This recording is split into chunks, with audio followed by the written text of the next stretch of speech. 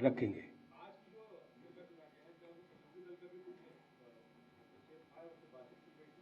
दल जो है, दल ये समाजवादी पार्टी है।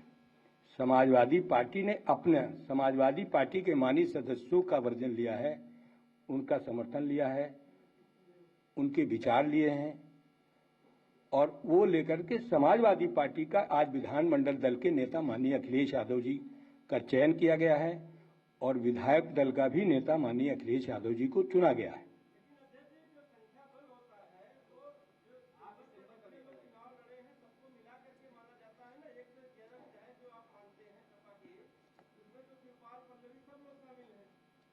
संवैधानिक प्रक्रिया में भी यह है कि विधानमंडल दल के जितने आपकी पार्टी के बैनर तले जितने लोग लड़े हैं सब विधानमंडल दल में माने जाएंगे।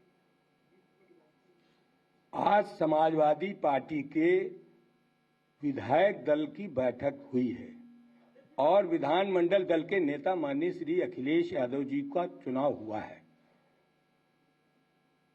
और सहयोगी दल के माननीय विधायकों को 28 तारीख को बुलाया गया है।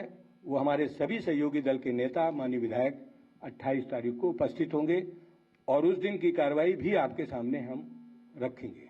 ऐसी उम्मीद की जा रही थी पहली कैबिनेट में कि रोजगार को लेकर योगी सरकार कदम उठाएगी, उसको लेकर कदम तो नहीं उठाया गया, लेकिन राशन को लेकर किसी ने कदम उठाया। क्या आपको लगता है कि रोजगार के लिए भी एक कदम होना चाहिए था, जबकि राशन को फोकस किया? मैंने पहले ही कह दिया कि रोजगार नहीं दिया 5 वर्ष उत्तर प्रदेश में। 2 करोड़ लोगों को रोजगार देने की बात भारतीय जनता पार्टी ने देश में कही थी। उस रेशियो से आप यूपी के रोजगार जोड़िए। आप लोगों ने समय समय पर चैनल के माध्यम से, अखबार के माध्यम से, मैगजीन के माध्यम से भारतीय जनता पार्टी की कार्रवाई को जनता के सामने रखा। इसीलिए नौजवान समाजवादी पार्टी के नेता माननीय अखिलेश यादव जी के पक्ष में खड़े थे। माननीय अध्यक्ष जी, मेरा सवाल है, कल शपथ ग्रहण समारोह था, योगी सरकार का मंत्रिमंडल में कितने मंत्री होंगे, क्या होंगे, सारी चीजें आ गई। इसको आप किस तरह से देखते हैं? क्योंकि पंकज सिंह जो नोएडा में सबसे ज्यादा वोटों से जीते, वो मंत्रिमंडल से बाहर हैं और डिप्टी सीएम केशव प्रसाद मौर्य जो चुनाव हारे हैं उनको उप मुख्यमंत्री बनाया गया। पूरे मंत्रिमंडल को किस तरीके से देखते? देखिए, वो विकास के हिसाब से नहीं मंत्रिमंडल बना रहे, वो 2024 के हिसाब से बना रहे कि 24 में हम किस तरीके से जीते। उनको विकास से लेना देना नहीं है, रोजगार से लेना देना नहीं है, किसानों की परेशानी से लेना देना नहीं है, आम आदमी की समस्याओं से लेना देना नहीं है।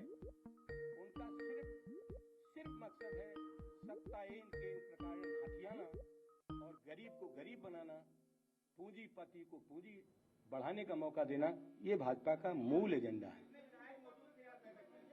सभी विधायक मौजूद थे। एक माननीय विधायक जी की माता जी का, सैसवान के विधायक ब्रजेश जी की माता जी का आज ही 4 बजे देहांत हुआ है। तो आप हमसे ज्यादा समझदार हैं। उनके बेटे थे।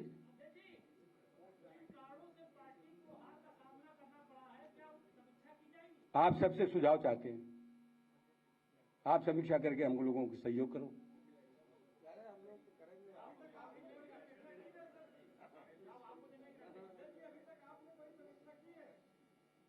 अब आपसे हम सहयोग मांग रहे हैं।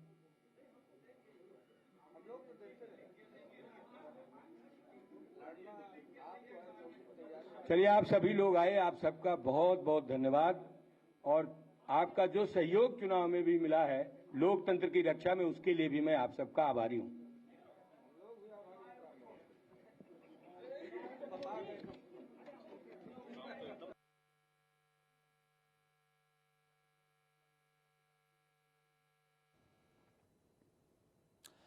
तो ये समाजवादी पार्टी की प्रेस कॉन्फ्रेंस लखनऊ में चल रही थी।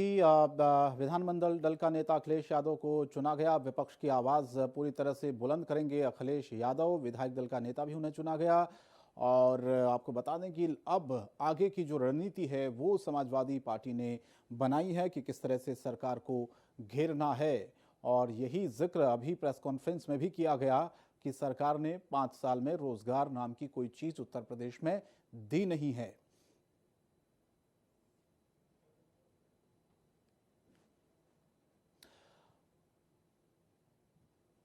और समाजवादी पार्टी के विधायक दल की बैठक पर प्रसपा अध्यक्ष शिवपाल यादव ने कहा कि मुझे बैठक में नहीं बुलाया गया है। मैं 2 दिन से बैठक के लिए रुका हुआ था।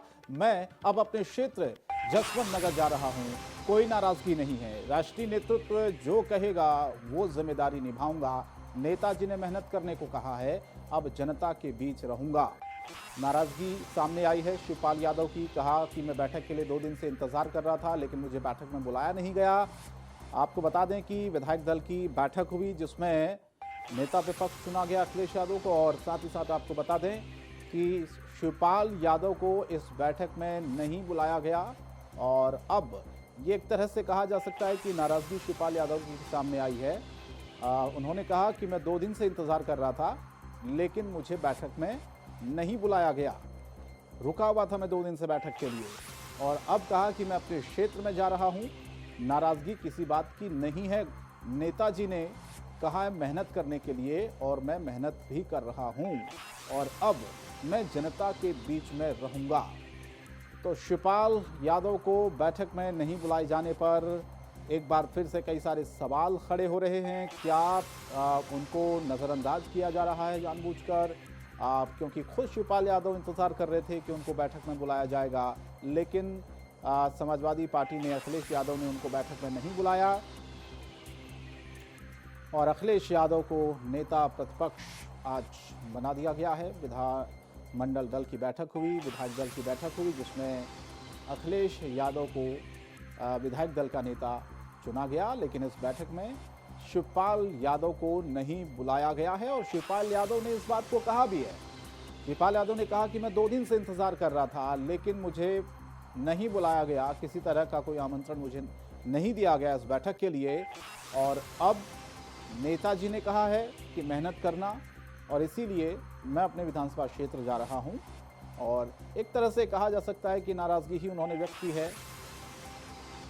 लेकिन आज बता दें आपको, नेता प्रतिपक्ष चुने गए अखिलेश यादव। आज बैठक हुई समाजवादी पार्टी की, विधायक दल का नेता अखिलेश यादव को चुन लिया गया, और अब पूरी तरह से विपक्ष सरकार को घेरने की रणनीति आगे बना रहा है, क्योंकि सांसदी से उन्होंने पहले इस्तीफा दे दिया था। विधायक बने रहेंगे करहल से अखिलेश यादव, और अब नेता प्रतिपक्ष उन्हें चुना गया है। तो अब आगे की जो रणनीति है वो उनके ही नेतृत्व में विपक्ष सरकार पर पूरी तरह से हमलावर रहेगा। और इस बैठक में आज चर्चा इस बात को लेकर भी ज़्यादा रही कि अखिलेश यादव ने शिवपाल यादव को आखिर क्यों नहीं बुलाया। तो शिवपाल यादव का भी उस पर बयान आया। उन्होंने कहा कि 2 दिन से बैठक के लिए मैं इंतजार कर रहा था, लेकिन मुझे इस बैठक में नहीं बुलाया गया है। अब देखना होगा कि क्या रुख रहता है शिवपाल यादव का आने वाले दिनों में। जिस तरह से उनको नज़रअंदाज किया जा रहा है, उनकी अनदेखी की जा रही है, क्या इसके बाद कोई फैसला शिवपाल यादव आने वाले दिनों में लेंगे? लेकिन फिलहाल तो उन्होंने यही कहा है कि नेताजी ने कहा है काम करना है, और इसीलिए मैं अब ज़्यादा से ज़्यादा काम पर फोकस करूंगा, और इसीलिए अब मैं अपने विधानसभा क्षेत्र भी जा रहा हूं। लेकिन आज एक बैठक, इस बैठक में अखिलेश यादव को नेता प्रतिपक्ष चुना गया, नेता विपक्ष चुना गया। विधायक दल की ये बैठक थी, विधायक दल का नेता उनको चुना गया अखिलेश यादव को, और अब आगे की रणनीति समाजवादी पार्टी बना रही है। सरकार को किस तरह से पूरी तरह से घेरा जाए, सड़क से लेकर सदन तक।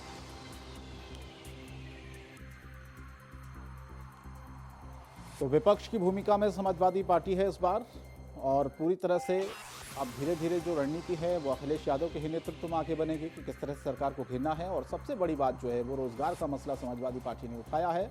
अभी प्रेस कॉन्फ्रेंस आप सुन रहे थे, उसमें भी जब सवाल पूछा गया पत्रकारों की तरफ से, ये समाजवादी पार्टी का कहना था कि 5 साल में सरकार ने सिर्फ वादे किए रोजगार को लेकर, दरअसल रोजगार उत्तर प्रदेश की जनता को नहीं दिया, और ये दावा किया कि जो युवा है वो अखिलेश यादव के साथ है उत्तर प्रदेश का।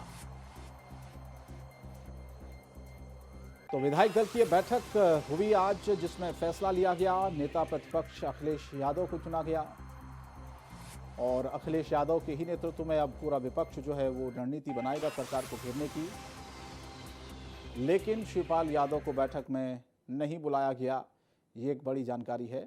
और शिवपाल यादव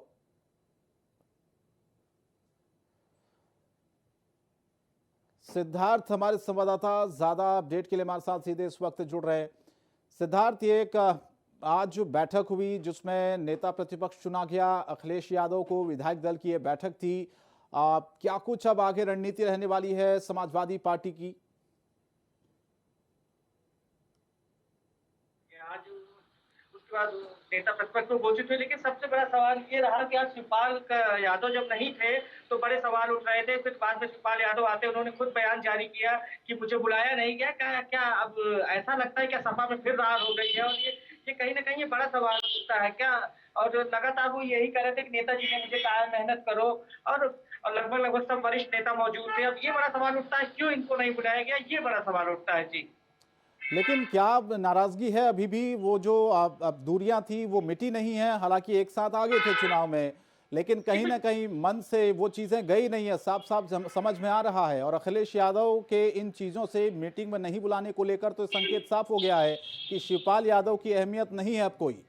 जी बिल्कुल, ऐसा ही लगता है, साफ ये तो साफ एकदम दिख रहा है। और कहीं ना कहीं इनको क्यों नहीं बुलाया गया, ये बड़ा सवाल उठता है। जो नेता थे, विधायक थे, कई विधायकों से हमारी बात हुई, सबको फोन गए थे, और कहीं ना कहीं ये वरिष्ठ नेता है, ये प्रगतिशील समाजवादी पार्टी के वरिष्ठ नेता है। और इनको क्यों नहीं बुलाया गया, ये बड़ा सवाल उठता है। क्या फिर रार हो गई है सपा में, ये देखने वाली चीज होगी। अब आगे आगे जिस तरीके से समाजवादी पार्टी कह रही है लगातार कि हम सदन से लेकर सड़क तक संघर्ष करेंगे। कैसे संघर्ष करेंगे जब आप आपस में ही इतनी रार है, तो कैसे आप संघर्ष करेंगे? अब नेता प्रतिपक्ष अखिलेश यादव बन गए, उनका कहना था कि अब हम लगातार इसको सदन में भी अपने मुद्दों उठाए, इसीलिए मैं लोकसभा को छोड़कर आए हैं, लोकसभा से इस्तीफा दिया, उसके बाद यहाँ आकर विधानसभा में आए हैं। और कहीं ना कहीं हम सड़क पे से लेकर सदन तक बीजेपी के खिलाफ संघर्ष करेंगे। उनका सबसे बड़ा मुद्दा था कि बीजेपी ने प्रेस कॉन्फ्रेंस में भी इन्होंने कहा कि बीजेपी ने धोखा दिया जनता को, 5 साल रोजगार नहीं दिया। लेकिन बड़ा सवाल ये उठता है कि 5 साल रोजगार नहीं दिया, लेकिन सरकार तो फिर बीजेपी की, जनता का विश्वास किसके प्रति है? और कहीं ना कहीं आप अपने चाचा हैं, आपके परिवार के वरिष्ठ नेता है, उन्होंने ही आज आकर प्रेस कॉन्फ्रेंस कर दी। उन्होंने साफ शब्दों में कहा मुझे बुलाया नहीं गया, उनकी पार्टी में अहमियत नहीं है। बस उन्होंने एक चीज पॉजिटिव कही कि नेताजी ने कहा है कि हम मेहनत करेंगे, नेताजी के कहने पर मैं आया हूं, मैं नेताजी के कहने पर मेहनत करूंगा और मैं पार्टी को आगे बढ़ाऊंगा जी। लेकिन सवाल ये उठता है ना कि इस तरह से अगर नजरअंदाज किया जाएगा तो कब तक शिवपाल यादव अपने सब्र को बनाए रखेंगे? एक दिन तो उनके सब्र का बांध टूटना ही टूटना है। ये जो तमाम चीजें हो रही हैं उससे समझ में आ रहा है, और उनके बयान से स्पष्ट भी हो गया। वो कह रहे हैं कि 2 दिन से मैं इंतजार कर रहा था बैठक में बुलाने को लेकर कि मुझे बुलाया जाएगा। और सब जो नेता थे उनको पार्टी कार्यालय से फोन गए थे कितने बजे आना है, और लेकिन ये लगातार इंतजार कर रहे थे कि आप फोन कॉल आएगा, लेकिन ना कोई फोन कॉल आई, ना इनको बुलाया गया। कहीं ना कहीं वरिष्ठ नेता है, आप किस तरीके से लड़ाई लड़ेंगे? आप अलग थलग हो जाएगी, ऐसा लग रहा है जो कि कहीं ना कहीं समाजवादी पार्टी फिर अलग थलग हो रही है। और आप बात करते हैं 2024 की, 2024 आप कैसे जीतेंगे जब आप आपस में ही इतनी रार है? तो आप 2024 में कैसे अपने प्रदर्शन में सुधार लाएंगे? जी शंकर। बिल्कुल सिद्धार्थ, और साथ ही साथ सवाल ये भी है कि अब शिवपाल यादव का रुख क्या रहेगा? कितने दिन तक इस तरह का अपमान वो सहते रहेंगे? हालांकि पहले भी वो कई बार अपमान सह चुके हैं। आखिरी वक्त में लगा था चुनाव से पहले कि सब कुछ ठीक हुआ, हालांकि उन्होंने कहा कि अब सब कुछ ठीक करके मैं दोबारा से समाजवादी पार्टी के साथ आ गया हूं, लेकिन लग तो यही रहा है कि दूरियां खत्म नहीं हुई हैं, फासले अभी तक मिटे नहीं हैं। तो ऐसे में अब क्या कदम होगा शिवपाल यादव को? क्या करेंगे? क्या इसी तरह से अपमान सहते रहेंगे क्या? देखिए, आज उनका कहना था कि मैं जसवंत नगर चला जाऊंगा, जनता के बीच में मिलूंगा और कहीं ना कहीं पार्टी को आगे बढ़ाने की कोशिश करूंगा। और कहीं ना कहीं 2024 को लेकर तैयारियां की बात कर रहे थे, लेकिन कहीं ना कहीं उनका मन रूठा हुआ था, वो चीजें नहीं दिख रही थी, वो कॉन्फिडेंस लेवल नहीं दिख रहा था। कहीं ना कहीं उनको अपमान जैसा वो महसूस कर रहे थे, कहीं ना कहीं उनको लग रहा था कि उनका अपमान किया गया है। अब लेकिन बड़ा सवाल ये उठता है कि नेताजी के सूत्र बताते हैं कि नेताजी से मिलेंगे, जल्द ही नेताजी से मुलाकात करेंगे। देखिए, आने वाली चीज अगली रणनीति की क्या होगी, ये देखने वाली चीज। देखिए, ये निश्चित सत्य है कि ज्यादा दिन तक ये अपमान सहने वाले नेताओं में से नहीं है। ये एक अच्छे नेता है और कहीं ना कहीं इनकी जनता में अच्छी पकड़ है, जनता से जुड़े हुए नेता है। ये अखिलेश यादव को भी समझना होगा। क्या जब हार हुई, हार के बाद भी क्या अखिलेश यादव ने अपनी चीजों में सुधार नहीं लाया है? ये कहीं ना कहीं दबे जवान से शिवपाल यादव का कहना था। लेकिन नरेश उत्तम का ये कहना था सिद्धार्थ की आप ये दरअसल गठबंधन के नेताओं की बैठक नहीं थी, ये सिर्फ समाजवादी पार्टी के जो विधायक थे उन लोगों की बैठक थी, इसलिए शायद शिवपाल यादव को नहीं बुलाया गया, ये इसके पीछे तर्क दिया गया है। देखिए कहीं न कहीं ना जब उनको कॉन्फिडेंस में नहीं लिया गया, अगर ऐसा कुछ था तो क्यों उनको उनको ये नहीं बताया गया, उनको प्रेस करने की क्या ज़रूरत आ गई, उनको मीडिया के सामने आने की क्या ज़रूरत आ गई। इसका मतलब ये है कि कहीं न कहीं दूरियाँ काफ़ी हैं, एक दूसरे से संवाद नहीं हो रहा है, ये भी है। अगर संवाद हुआ होता तो क्यों ऐसा होता, क्यों मीडिया के सामने आते। और नरेश उत्तम इन सवालों से बचते रहे। नरेश उत्तम बस एक ही चीज़ की महंगाई बहुत बढ़ गई है, कहीं न कहीं जब सवाल किया गया कि जनता ने तो इन सब चीज़ों को नकार दिया है, तो कुछ नहीं बोले, कहे कि जनता के साथ धोखा हुआ है, ये सब चीजें थी। लेकिन अब कहीं न कहीं सबसे बड़ी चीज, नेता प्रतिपक्ष हो गए अखिलेश यादव, काफी चुनौतियां हैं उनके सामने, उनको सड़क से, सदन से लेकर सड़क तक संघर्ष करना होगा और कहीं न कहीं और सबको साथ लेके चलना होगा। अगर आप सबको साथ लेके नहीं चलेंगे तो 2024 जो आप ड्रीम देख रहे हैं उसको आप कभी नहीं पूरा कर पाएंगे। जी सर। क्या सिद्धांत, जिस तरह से शिवपाल यादव को नजरअंदाज किया जा रहा है, इसके पीछे की क्या ये भी वजह हो सकती है कि अखिलेश यादव को लग रहा हो कि जो फैसले लेंगे उसमें कहीं ना कहीं शिवपाल यादव रहेंगे, तो जाहिर है बड़े नेता है, उनकी भी बात उनको माननी पड़ेगी, तो कहीं ना कहीं अब ऐसा लगता है कि अखिलेश यादव ने पूरी तरह से कमान अपने हाथ में ले लिया, वो किसी का हस्तक्षेप नहीं चाहते हैं किसी भी चीज में। सही कहा, ऐसा ही कुछ लग रहा है। कहीं न कहीं इनको जिस तरीके से अवॉइड किया गया, आज उनको फ़ोन तक नहीं किया गया, वो खुद बोल रहे थे। उनको ये कहीं न कहीं पूरी तरीके से समाजवादी पार्टी में अखिलेश यादव का ही वर्चस्व है और कहीं न कहीं वो यही दिखाना चाहते हैं कि ये जो मैं चाहता हूँ वही होता है। ये कहीं न कहीं मैसेज भेजा जा सकता है। जो राजनीतिक विश्लेषक है उनका भी यही कहना है कि कहीं न कहीं अखिलेश यादव ने आज ये दिखा दिया कि समाजवादी पार्टी में अखिलेश यादव की ही चलेगी और कहीं, लेकिन जो और राजनीतिक विश्लेषक उनका कहना है कहीं न कहीं ये रार अच्छी नहीं है और दूरियां बढ़ेंगी, इससे बीजेपी को ही फायदा होगा। जी ठीक है, मैं आपके पास लौट रहा हूं, आप बने रहेगा मेरे साथ सिद्धांत। आगे खबर दर्शकों को बता देते पहले, समाजवादी पार्टी के विधायक दल की बैठक में प्रसपा अध्यक्ष शिवपाल यादव ने कहा कि मुझे बैठक में नहीं बुलाया गया, मैं 2 दिन से बैठक के लिए रुका हुआ था, मैं अब अपने क्षेत्र जसवंत नगर जा रहा हूं, कोई नाराजगी नहीं है, राष्ट्रीय नेतृत्व जो कहेगा वो जिम्मेदारी निभाऊंगा, नेताजी ने मेहनत करने के लिए कहा है, अब जनता के बीच में रहूंगा। तो ये शिवपाल यादव का कहना, सुनाते हैं आपको। मैं नाराज किसी से नहीं, लग रहा है मैं नाराज हूँ, मैं तो नहीं नाराज हूँ, जो जिम्मेदारी मिलेगी निभाऊंगा और फिर आगे समय जो भी है सब बातें होती रहेंगी, मिलते रहेंगे, आप लोगों से बीच में मिलते रहेंगे। अच्छा, माना जा रहा है अखिलेश जी नेता प्रतिपक्षी चुना जा सकता है उनको, क्या वो अच्छी भूमिका निभा पाएंगे एज ए नेता प्रतिपक्ष? इस बारे में मुझे कुछ नहीं। और एक बड़ी खबर आपको बता दें, यूपी कैबिनेट की बैठक हुई जिसमें एक बड़ा फैसला लिया गया, 3 महीने के लिए मुफ्त राशन योजना को बढ़ाया गया है। यूपी के 15 करोड़ लोगों को मुफ्त राशन मिलेगा, जून 2022 तक इसी तरह से मुफ्त राशन मिलता रहेगा। आज सीएम योगी ने एक प्रेस कॉन्फ्रेंस करके ये पूरी जानकारी दी है, क्योंकि आज एक बड़ा फैसला लिया गया, पहली कैबिनेट की बैठक थी और उसी में ये एक बड़ा फैसला योगी कैबिनेट की बैठक में, जिसमें आपको बता दें कि मुफ्त राशन जो योजना थी उसको 3 महीने के लिए बढ़ा दिया गया है।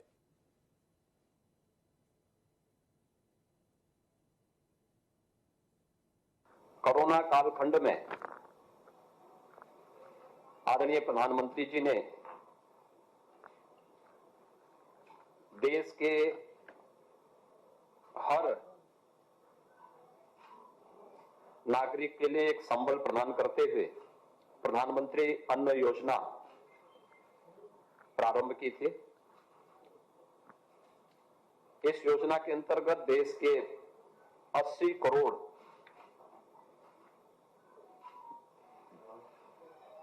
जनता जनार्दन इसका लाभ ले रही थी और अप्रैल 2020 से लेकर के मार्च 2022 तक लगभग 15 महीनों तक इस योजना का लाभ सभी को देश के अंदर प्राप्त हुआ। और आज योगी सरकार के दूसरे कार्यकाल की पहली कैबिनेट बैठक में मुफ्त राशन योजना को 3 महीने के लिए एक्सटेंड किया गया है। पहली कैबिनेट बैठक में शामिल होने पहुंचे डिप्टी सीएम ब्रजेश पाठक से खास बातचीत की हमारे संवाददाता प्रियम पाठक ने।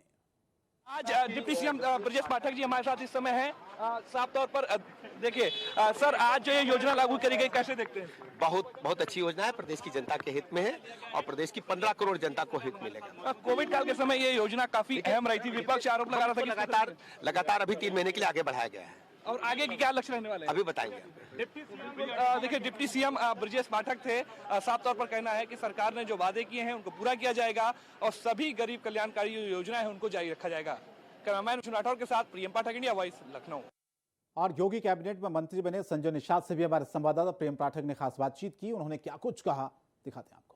पहली बैठक हुई है, बैठक में कई अहम फैसले लेके हमारे साथ संजय निषाद जी हैं। संजय जी, आज क्या कुछ रहा पहली बैठक में? बहुत बधाई है सरकार को कि उन्होंने जो गरीब कल्याण योजना था 3 महीने का, वो 3 महीने के लिए बढ़ा दिएगा। फ्री में जो राशन मिलता था गरीबों के तरफ किसी ने चिंता की तो भारतीय जनता पार्टी ने की, इसलिए बधाई देता हूँ।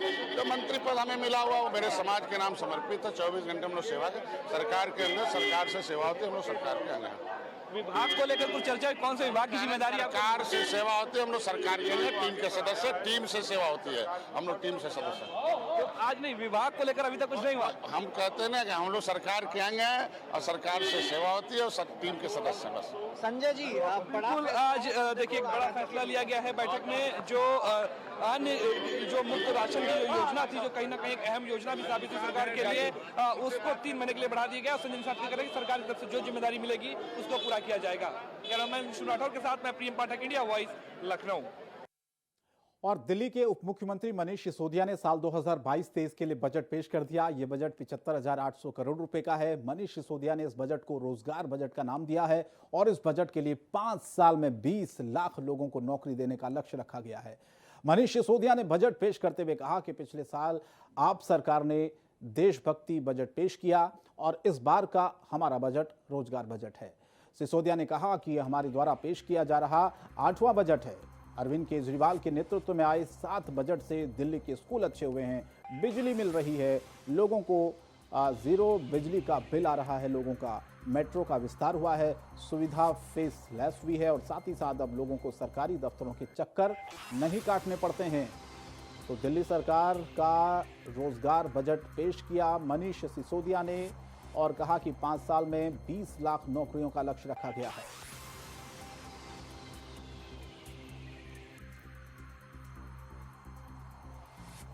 तो दिल्ली सरकार का ये रोजगार का बजट है, ये मनीष सिसोदिया ने कहा और आज रोजगार बजट इसे दिया गया नाम, जो कि पेश किया गया दिल्ली के उप मुख्यमंत्री के द्वारा। मनीष सिसोदिया ने आज दिल्ली सरकार का रोजगार बजट पेश किया है, जिसमें उन्होंने कहा कि 5 साल में 20 लाख नौकरियों का लक्ष्य सरकार ने रखा है, यानी कि 5 साल में ज़्यादा से ज़्यादा नौकरियां दी जा सके और रोजगार पर ध्यान दिया जा सके। ये एक तरह से सरकार लक्ष्य लेकर चल रही है और इसीलिए रोजगार बजट इसे नाम दिया गया है, जो कि पेश किया मनीष सिसोदिया।